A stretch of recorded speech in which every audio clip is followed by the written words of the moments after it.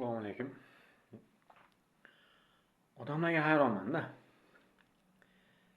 150-200 millionga quruq yerdan oladi. Lekin haligi uyni boshlash uchun endi quruq yerni oldi, uchastka deylik, bir hovli joyi deylik.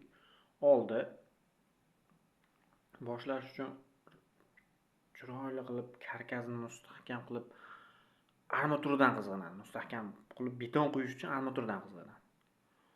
Pishig'ishdan, semendan rastvor qilib, qum semen rastvor qilib, pishig'ishdan urushdan qochib, loydan xomg'ishdan quradi.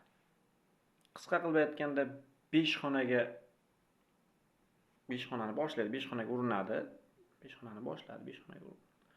Rasvotiga 5 xonadan ketgan rasvotiga tomigacha aytyapman. 2 xonani chiroyli qilib, yozda muzday, qishda issiq qilib, ko'ngildagidek qilib, shunaqa qilib nimadan qochadi? Hadisa soni ko'paysa, hadisa. Keyin nima bo'ladi oqibatda? Remont qiladi, yevro remont qiladi. Polvon pulga yevro Atticento ketgan hozir.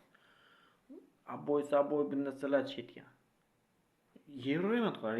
Yevro remontni ham bilmayman, bitta xonani kam 2 million ketsa kerak. Normal holatda 2 million ketadi. Lekin shu xonani moshina qilib, devorlarning orasiga kiribsa, penipleksmi yoki bazalt deydi, stiklovata. Shunaqani solib, shu aytganimdek yozda muzdek, qishda issiq qilib, moshina qiladigan bo'lsa, 5 xonani 2 xona tiklasin, maza qilib yashaydi. Nima demoqchiman? Hozirgina bugungi kunda emas, yoki kimlardir gapini emas, 2 xonaga ko'rib to'las degan gapni emas. Uzoqroq o'ylaylik, yaxshi bo'laveradi. Bu shunchaki maslahat. Negativ fikr izohlar kerak emas. Sog' bo'lasizlar.